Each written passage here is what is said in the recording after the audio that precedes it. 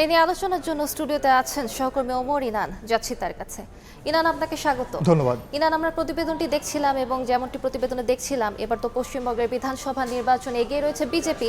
তো তৃণমূল কংগ্রেসের এই যে 15 বছরের শাসন, তার কি এবার অবসান হতে চলেছে? আলিশা, আপনি জানেন যে এই পশ্চিমবঙ্গ একসময় বামদের ঘাঁটি ছিল এবং টানা 34 বছর তারা পশ্চিমবঙ্গ শাসন করেছে এবং সবশেষ 2011 সালে সেই বামদের শাসনের অবসান ঘটিয়েই ক্ষমতায় আসে তৃণমূল কংগ্রেস অর্থাৎ মমতা বন্দ্যোপাধ্যায়। তিনি গত 15 বছর টানা শাসন করেছেন এবং একটু আগে সুব্রত আচার্য যেমনটি বলছিলেন 2011 সালে মাত্র 3টি আসন পেয়েছিল বিজেপি। এরপরে দেখলাম আমরা 2016-তে, এরপর 21-এ গিয়ে সেটি 77-এ দাঁড়ায় এবং সবশেষ আজকের ফলাফল আমরা দেখতে পাচ্ছি তারা এখন পর্যন্ত অর্থাৎ বিজেপি কেন্দ্রের যে ক্ষমতাসীন দল বিজেপি তারা এখন পর্যন্ত পশ্চিমবঙ্গে বিধানসভা নির্বাচনে পেয়েছে প্রায় 93 থেকে 195টি আসনের মতো। আমরা একটু সবশেষ তথ্যগুলো একটু যদি দেখে আসি তাহলে দেখতে পারবো যে এই যে সামগ্রিকভাবে আজকের যে বিধানসভা নির্বাচন পশ্চিমবঙ্গ সহ আরও 4টি আসনে যেখানে হচ্ছে রাজ্য হচ্ছে, তার মধ্যে এখন পর্যন্ত 294টি আসনে আপনি জানেন যে ভোট গ্রহণ হয়েছে, এর মধ্যে একটিতে এখন পর্যন্ত ফলাফল স্থগিত আছে।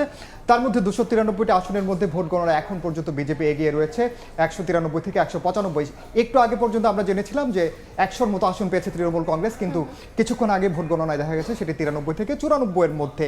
এবং এরই মধ্যে বিজেপি শিবিরে কিন্তু উল্লাস দেখা যাচ্ছে এবং তৃণমূলে বিষাদের ছায়া যেমনটি বলছি। আর ভবানীপুরে আমরা মমতা শুভেন্দুর হাড্ডাহাড্ডি লড়াই যেমন দেখেছি তার আগে, কিন্তু 12টার পরে গণনায় দেখা গেছে এখন পর্যন্ত 16,000-এর বেশি ভোটের ব্যবধানে এগিয়ে রয়েছেন বর্তমান মুখ্যমন্ত্রী মমতা বন্দ্যোপাধ্যায়। এবং পশ্চিমবঙ্গে সরকার গঠন করবে বিজেপি অর্থাৎ কেন্দ্রের যে দল ক্ষমতাসীন দল বিজেপি, এমনটা আশাবাদ করছেন শুভেন্দু অধিকারী। আপনি জানেন যে শুভেন্দু অধিকারী একসময় মমতার ডান হাত নামে পরিচিত ছিল এবং তিনি পরবর্তীতে বিজেপিতে যান এবং বিজেপিতে হয়ে তিনি লড়াই করছেন, যিনি কিনা এবার মুখ্যমন্ত্রী হওয়ার পথে এগিয়ে রয়েছেন।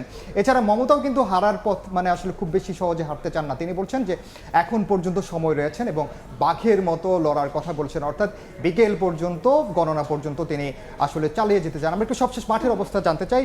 কলকাতায় আছেন সহকর্মী আমাদের সুব্রত আচার্য, জানবো তার কাছে সবশেষ পরিস্থিতি। সুব্রত। আমি এই মুহূর্তে রয়েছি সেন্ট্রাল অ্যাভিনিউতে বিজেপির রাজ্য বিজেপির প্রধান অফিস। যদিও নির্বাচনের আগে নিউ টাউনে বিজেপি আরেকটি অফিস করে, কিন্তু বিজেপির মূলত আদি অফিস হচ্ছে মুরালীধর অ্যাভিনিউ। মূলত এই আমি যেটা বলছিলাম যে 2016, 2021 যে লড়াইটা বিজেপি দিয়েছিল তৃণমূলের বিরুদ্ধে, সেই লড়াইয়ের সমস্ত ব্লুপ্রিন্ট কিন্তু মূলত এই মুরালীধর লেনের বিজেপির অফিস থেকেই পরিচালনা করা হতো। যদিও এবারে নির্বাচনের সমস্ত পরিকল্পনা হয়েছে কলকাতার অদূরে নিউ টাউনে, সেখান থেকে নির্বাচন পরিচালনা কমিটি সরাসরি সেটি করেন। আপনি জানেন যে এই পশ্চিমবঙ্গে নির্বাচনের পুরো ব্লুপ্রিন্টটা হয়েছে কেন্দ্রীয় স্বরাষ্ট্রমন্ত্রী অমিত শাহর একেবারে তত্ত্বাবধানে এবং রাজ্য বিজেপি নেতৃত্ব সেখানে ছিলেন। ইতিমধ্যে আপনি যেটা বলছিলেন যে এখনো পর্যন্ত যা পরিসংখ্যান তাতে এগিয়ে রয়েছে বিজেপি 151টি আসনে এবং একই রকম ভাবে তৃণমূল কংগ্রেস এখনো পর্যন্ত এগিয়ে রয়েছে 97টি আসনে এবং একই রকম ভাবে যেটি আশাপ্রদ বাম এবং আইএসএফ তারা কিন্তু এখনো পর্যন্ত 3টি আসনে এগিয়ে রয়েছে। এবং জনতা উন্নয়ন পার্টি, আপনি জানেন যে বাবরি মসজিদ করার বিষয় নিয়ে ইতিমধ্যে রাজ্যের বিশেষ করে সংখ্যালঘু মুসলিম সম্প্রদায়ের কাছে একেবারে জনপ্রিয়তার শীর্ষে পৌঁছে যাওয়া হুমায়ুন কবির, তার যে নিজস্ব দল তিনি ডিসেম্বরে গঠন করেন, সেই তিনিও কিন্তু এগিয়ে রয়েছেন বলে এখনো পর্যন্ত খবর। তো সব মিলিয়ে এখন শুনতে পাচ্ছেন যে বিজেপির সমর্থকরা উল্লাসে ফেরে পড়েছেন। গেরুয়া আবিরে পুরো মাখিয়ে দেওয়া হয়েছে কর্মী সমর্থকরা। যদিও কেন্দ্রীয় নেতৃত্ব এখনো পর্যন্ত শুভেন্দু অধিকারী কিংবা সুকান্ত মজুমদার কিংবা শ্রমিক ভট্টাচার্যের মতো শীর্ষস্থানীয় তারা কিন্তু এখনো পর্যন্ত এই অফিসে আসেননি। অন্যদিকে আরটি বলছি যে মমতা বন্দ্যোপাধ্যায় তিনি কিছুক্ষণ আগে ভিডিও বার্তা দিয়েছেন তার সমর্থক কর্মীদেরকে। তিনি বলেছেন যে এখনো পর্যন্ত মন খারাপ করার কোনো সুযোগ নেই, কারণ সন্ধ্যা হওয়ার আগ পর্যন্ত, সূর্য ডোবার আগ পর্যন্ত কাউন্টিং হলে আপনারা থাকুন, এই লড়াই আমরা লড়ে যাব। যা হচ্ছে সেটি অবশ্যই ভালো হচ্ছে না, আমরা সব শেষে এই লড়াইটি মাটি কামড়ে পড়ে থাকবো। মমতা বন্দ্যোপাধ্যায়ের এই ভিডিও বার্তায় কিন্তু খুব একটা কাজ হয়েছে বলে মনে হয় না, কারণ আমরা রাস্তাঘাটে কিন্তু বিজেপি সমর্থকদের ছাড়া তৃণমূল কর্মী সমর্থকদের কিন্তু আমরা এখানে দেখতে পাচ্ছি না। তো এই ছিল আমার কাছে ভারতের পশ্চিমবঙ্গের বিধানসভা নির্বাচনের ফলাফলের যে ট্রেন্ড সে সংক্রান্ত আমার কাছে থাকা সবশেষ তথ্য। আলিশা, পশ্চিমবঙ্গের বিধানসভা নির্বাচনের ফলাফলের খবর জানাচ্ছিলেন সুব্রত আচার্য, এবং তিনি যেমনটা বলছিলেন যে এর মধ্যে গেরুয়া শিবিরে কিন্তু উল্লাস দেখতে পাচ্ছি আমরা। তৃণমূলের পক্ষ থেকেও কিন্তু এখন পর্যন্ত ধৈর্য ধরার কথা বলা হয়েছে। তবে সবচেয়ে বড় বিষয় যেটি, যে মমতা বন্দ্যোপাধ্যায় এর মধ্যে কিন্তু অভিযোগের সুর তিনি শুরু করেছেন। তিনি বলছেন যে বিজেপি এখানে একটি মেকানিজম করবে, এমন তিনি আগে থেকে আশঙ্কা করে আসছিলেন। তবে শেষ পর্যন্ত তিনি আসলে দেখতে চান যে আসলে জয়টা আসলে কার হয়। উনি নেতাকর্মীদেরকেও পাহারা দিতে বলেছেন একদম। শেষ পর্যন্ত।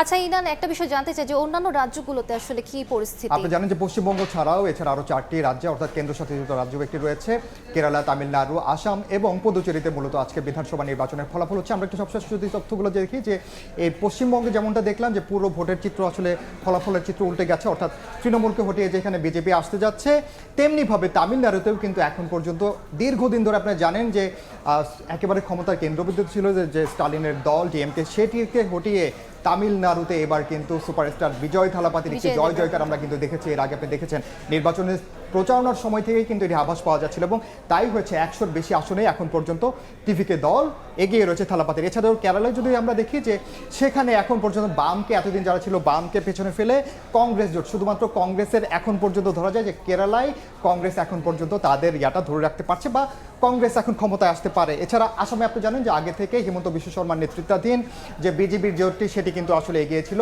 এখন পর্যন্ত এবারের 2026 সালেরও বিধানসভা নির্বাচনে এবারও আসামের মূলত বিজেপির জয় জয়কার আমরা দেখতে পাচ্ছি। আর পুদুচেরিতে এটি জানেন কেন্দ্রশাসিত রাজ্য, এবং এই কেন্দ্রশাসিত রাজ্যে এখন পর্যন্ত গেরুয়া শিবিরের যে জোটটি, অর্থাৎ তাদের নেতৃত্বে যে জোটটি রয়েছে তারা আসলে এগিয়ে রয়েছে।